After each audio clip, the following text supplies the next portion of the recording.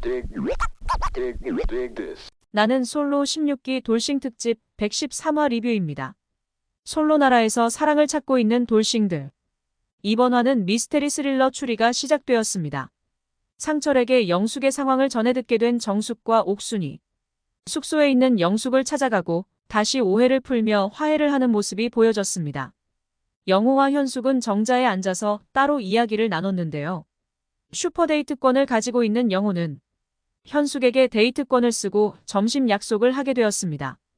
영숙과 랜덤 데이트에서 모든 기가 빨려 잠든 광수가 홀로 새벽까지 일하다 아침이 밝아오자 오열을 하는 모습이 보여졌습니다. 아직도 서름이 풀리지 않는지 어디론가 향하는 차 안에서도 눈물을 보이는 광수.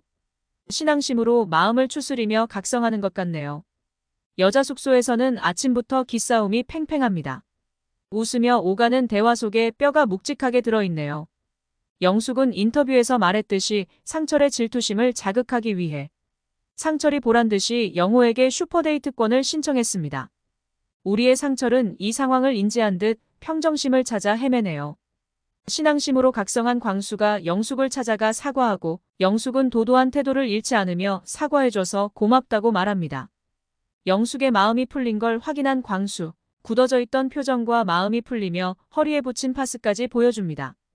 영숙의 가스라이팅이 제대로 먹혔네요. 영식은 상담차 영숙을 불렀고 두 사람은 대화를 나누게 됩니다. 이때 영숙은 또 한 번 경각심을 들먹이며 영식의 허파를 디비져버립니다. 있는 사실을 그대로 전했지만 정말 이비방정인 모습을 보여줍니다. 한편 각성한 광수는 여자 숙소로 가서 정숙에게 슈퍼데이트권을 신청하고 정숙과 옥순의 당황한 모습이 보여집니다. 왜 자꾸 옥순과 직접 대화하지 않는지 정말 답답하네요. 광수는 여러 사람에게 들은 확인되지 않은 정보를 완전히 오해하고 자기의 감정에 빠진 걸로 보입니다.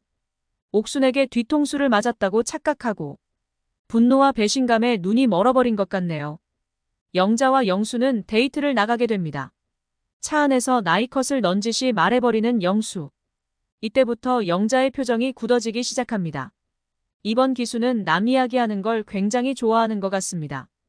영수는 첫 인상 선택이 사실은 영철이 아니라 본인이었다고 하고 영자는 그럼 더 별로라며 옥순의 흉을 봅니다.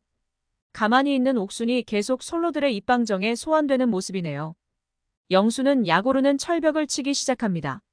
마치 갑이 된 듯 영자에게 더 자신을 어필하게 끌어내고 영자는 밥이 넘어가지 않는 듯 진땀을 흘리며 계속해서 본인을 어필하는 모습을 보여줍니다. 한편 광수와 정숙은 차 안에서 대화를 나누게 되고 유일하게 이성적 판단이 되는 정숙은 상황을 파악하고 현명하게 조언을 하게 됩니다. 여자어라며 오해를 풀어주는 정숙. 정숙의 말을 들으니 목구멍에 막혀있던 고구마가 스르르 내려가네요. 숙소에 남아있는 솔로들. 옥수는 광수가 왜 저러는지 이해하지 못하고 영수와는 오빠 동생 사이로 지내고 싶고 인터뷰에서 광수를 알아보고 싶다고 했었다며 답답한 속마음을 털어놓습니다. 자존감이 바닥을 치닫고 있는 영자는 영철에게도 잘못된 정보를 쏟아내고 있고 가만히 있는 옥순이 또 소환됩니다. 사실 이런 오해와 확인되지 않는 말들로 한 사람을 이상한 사람으로 만드는 일이 우리 생활에서 꽤 많이 일어나는데요. 이번 116화를 보고 많은 시청자들이 분노를 느끼는 이유가 자신들이 한 번쯤 경험했던 일이라 그런 것 같습니다.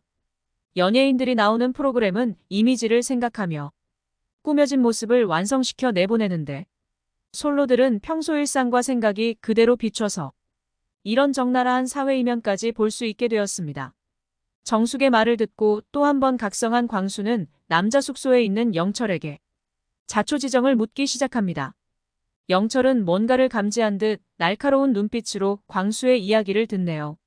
난 잘못 없는데 왜 나한테 따지듯 이야기하지? 들은 대로 말한 것뿐인데. 본인은 떳떳하다는 표정입니다. 이제부터 각성한 광수의 반격이 시작되는 것 같습니다. 역시나 영수와의 데이트에서 속이 상해버린 영자가 여자 숙소에서 즙을 짜며 서름을 토해냅니다. 세상 이렇게 비련의 여주인공이 없는 듯 자기 연민에 빠진 모습입니다. 그리고는 또 한 번 옥순을 소환해 영수와 잘 되고 있다고 일름보 권법을 시전합니다. 분명 옥순의 입에서도 들었으면서 계속해서 잘못된 착각을 확신하는 영자.